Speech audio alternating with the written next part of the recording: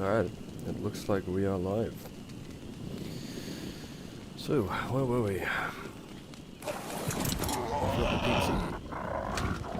Grabbed an Explorer node so we can get some levels on the PT. And we're going to attempt to get a spyglass made. PT's nearly...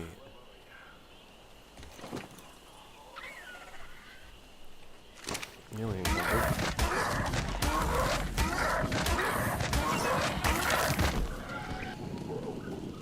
So I think we will put all these plates into wave. I'll get a little bit more crystal and maybe grab some metal. But yeah, hi and welcome. This will be episode 2, so we're just going to start. We started on the island and we didn't go for a no run. Just wanted to sort of play it as nostalgic and vanilla as possible.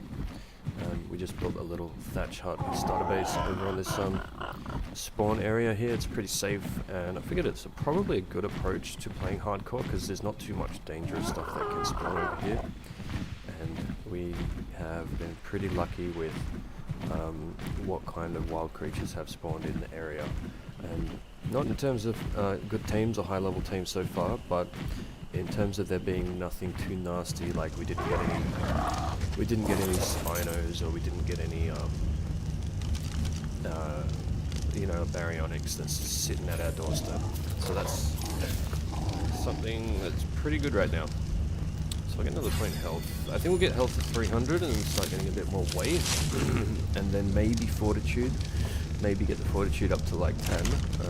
Although that's still not going to save us from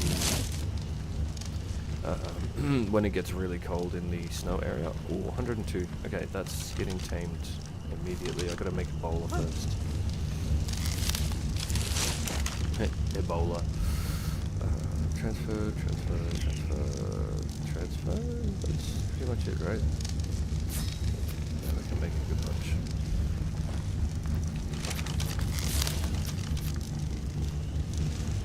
As for mods, everything's pretty vanilla. We are using S+, which I'm like very new at.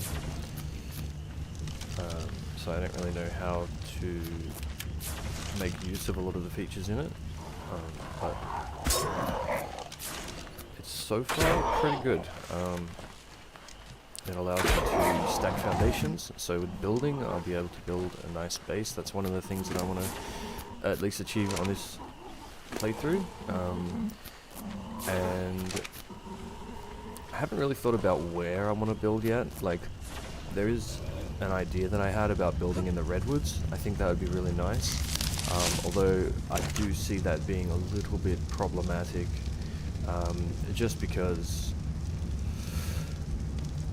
the redwoods can be extremely dangerous with, you know, thylers jumping out of trees, and, you know, if that happens to be at night time, well, there could be trudons around.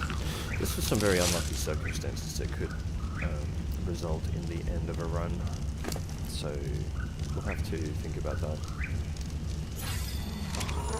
So if this new PT turns out to be better, I will probably start using that as the main one. And yeah, I think it's going to be better without a doubt.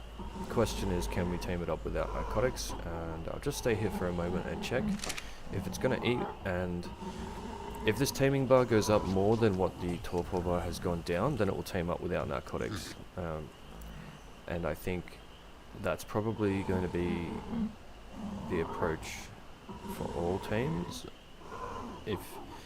If the torpor was going down really fast, but it still gave more taming than it did how much the torpor dropped, I think it would still tame up without narcotics.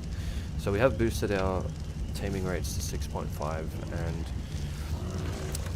there's a consensus around that being okay with playing the game, also on single player, because when you're like waiting for something to tame up, you're not really playing the game. And I understand that it's basically to incentivize you to use all the the things that the game has to offer, like kibble. Oh, whoops. I was not meant to split all, I was meant to split half. Yeah. Now I do want to get a greenhouse going, and you know, a kitchen, and start making some kibble, but I think just in the beginning it's nice to be able to get something tamed without having to wait an hour if we were doing like 1x official type of taming, and you know, prime is not always something that you can, prime meat is not always something that you can get readily if you want to tame a high level PT, but I'll certainly be looking to use that for, like, if I find an RG or something like that. So I think the concession here is that it's probably better for viewing as well, as we just get more into an episode, and with some of the things in the game that take an exceptionally long amount of time, like leveling up your dinos for boss fights, and the breeding part of everything, I think it's reasonable that we can just boost the taming a little bit. And we're not going for any type of speed run, world record or anything like that. It's definitely not that sort of playthrough. We're just going to enjoy it and soak up what the island has to offer. And yeah, now while that is taming up, I think it would be a good idea just to continue making narcotics and spark powder if we can get around to it.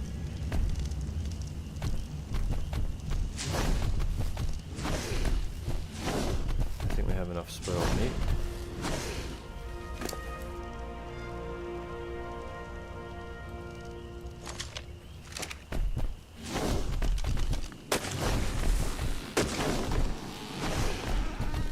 So at the moment we're basically just focusing on getting levels,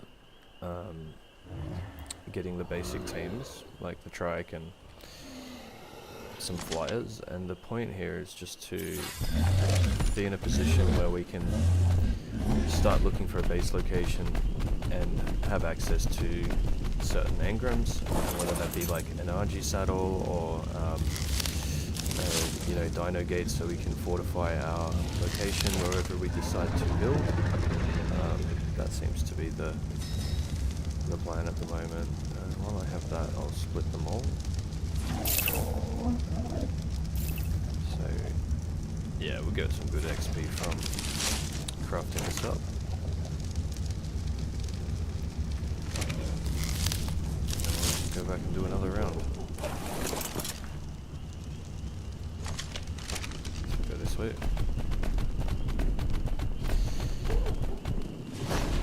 So with the base location, what I have in mind is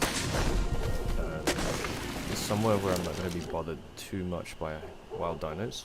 That would be, I'd say, probably the most important consideration. I don't want to run into situations where we could get extremely unlucky and an alpha raptor runs into our base and then all my dinos get killed, and then we're on hardcore in a dangerous area and have no dinos, because that's probably going to result in the end of the run. The other thing is, I'd like to be close to water, just so that it's not going to be too much of a mission to wire up the irrigation for the greenhouse. But I think I covered this briefly in the last video, but I'm saying it again simply because the last video, it did not capture full screen, and I think a lot of people are probably not gonna watch through the whole episode just because you're missing, well, I'm sure you can see what's going on in the video, but it's probably not the most, like, I personally would probably just know about and maybe just not watch the first one, and unfortunately there's not too much I can do to fix that now that it's already been recorded. So I'm sorry for that one. We did upgrade our OBS, which is our streaming software, recording software, and yeah, it I don't know why it glitched out. Maybe I think I clicked on screen capture rather than game capture, and maybe because of those settings it recorded like the resolution that I was streaming, which was like just the top left of the screen, so it was kind of only recording like 3/4 of the screen. But I'll grab my phone out right now and just check to see if it's capturing full screen. Oh, it's not. Okay, that's very bad. I don't know how to fix that.